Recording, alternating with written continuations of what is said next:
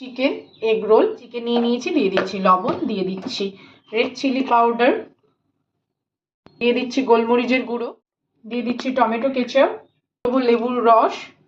সব কিছু দিয়ে ভালো করে চিকেনটাকে ম্যারিনেশন করে রেখে এতে দিয়ে দিচ্ছি আমরা সাদা তেল, দিয়ে দেবো কুচানো পেঁয়াজ, নিচ্ছি এখানে নিয়ে নিচ্ছি আমরা টমেটো সস আর নিয়ে নিচ্ছি মেয়োনিজ।